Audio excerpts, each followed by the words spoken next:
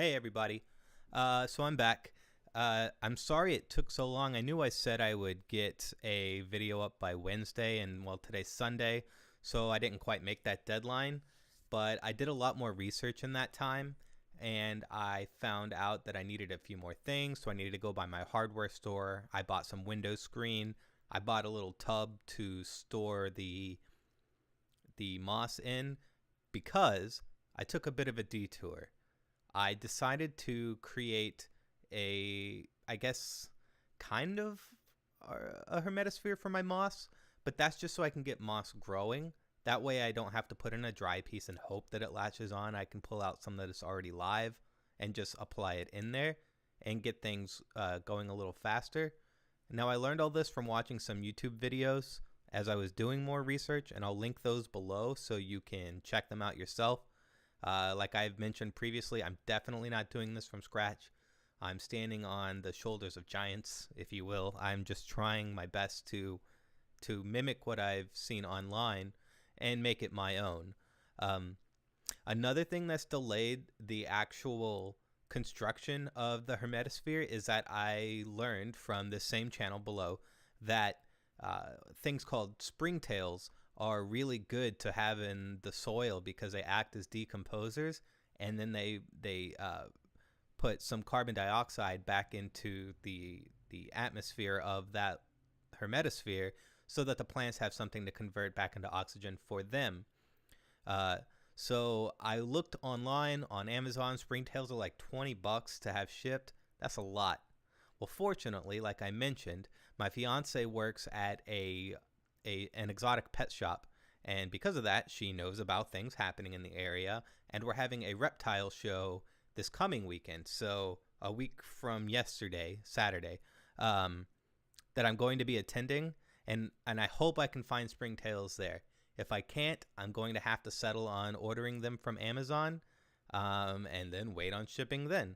So long story short, once I have these springtails and I'm able to get everything together, I'm going to start the construction of the hermetosphere.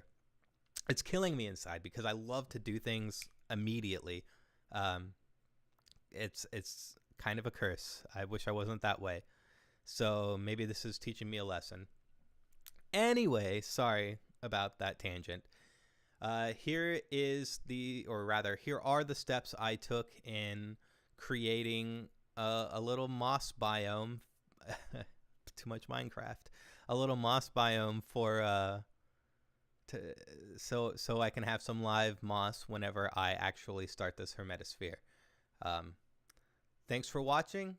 Like, subscribe, do whatever you do these days, and I will see you soon. You can also, I created a Twitter. You can follow me on Twitter. I'm going to start posting updates there so you guys at least aren't left in the dark with my progress. But yeah, thanks for watching, thanks for supporting, and I will see everybody soon. So the first thing I did was set my oven to 350. I'll explain a little bit more later as to why. Next, you're supposed to use distilled water, but I didn't have any, unfortunately, so I opted to boil it. Boiling it's going to, remove all the microbes in it and make sure it's not quite distilled. But since this is going to be for moss, I'm not too worried about introducing anything foreign. Next, I bought this container from my hardware store, and I filled it with pebbles to create the substrate so the water has somewhere to drain. That way the soil doesn't become rancid, just sitting there and soaking in water. The water can drain out. And here is the fiberglass window screen I bought. I did this because it's a little bit of a finer mesh, and I chose the charcoal color just because it blends in a little bit better with the soil. I cut out a square that was roughly the size of my container, and then I trimmed it down to where it would fit just over everything. It doesn't have to be perfect. I just didn't want too much excess.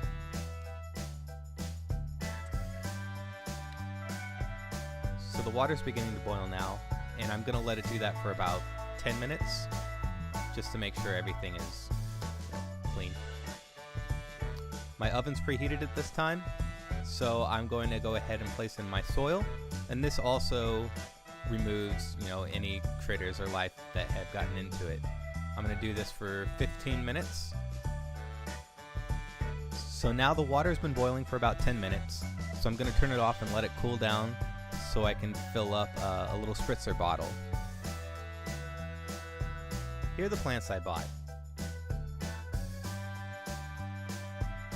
I got a mini Adam ivy, which requires medium light. It's a small light, a small plant, and I'm not sure how it's going to grow, but it was small when I bought it. So I hope that when I put it in the container, it remains that same size. I also bought a green fantasy fern, which is also super tiny. It's medium light as well. If I can get a sprig or two off of this and get it to plant, I hope that it's able to, you know, not grow too large. And then I have a little air plant. It doesn't require soil. It gets the moisture from the air around it. So in this highly humid atmosphere that I'm going to be creating for it, it should be okay. And I just hope that it doesn't grow too much. All right, so my timer's done. I'm going to go ahead and carefully, I should add, take this soil out. It's been in there for 15 minutes, as I stated.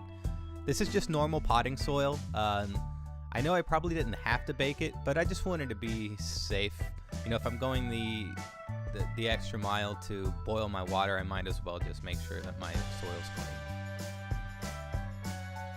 So now I'm placing the soil on top of the substrate that was lined with the window screen. And again, that's just going to prevent anything from draining out into the substrate, or the fake bottom, I believe it's called, the false bottom.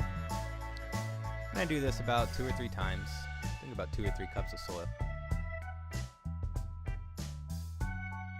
And so I have pillow moss here from the pet shop. When I got it, it was dried out, so I decided to try and activate it a little bit, and it still had the dried out dirt on the bottom. So I wanted to soak it and see if I can get as much dirt off the bottom as I could. And you'll see it brought it back to life pretty quickly, because this stuff was bone dry.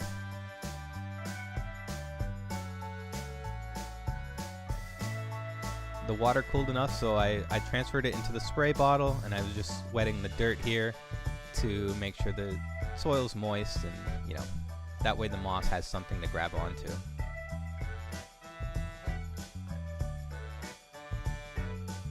And then I just layer it in as it fits. I did this a few more times, as you'll see.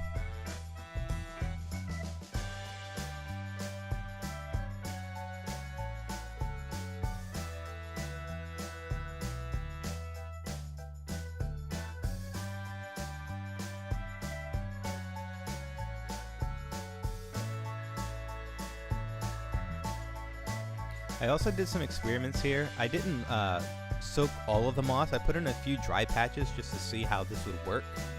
I'll show you, outline it here, I believe. It's that middle brighter green moss right there. That's the one that I didn't soak in water first, because I just wanted to see what would happen. So then I spritzed the top of it and hopefully give it enough moisture. I applied the lid, and hopefully this is enough to get my moss started and growing.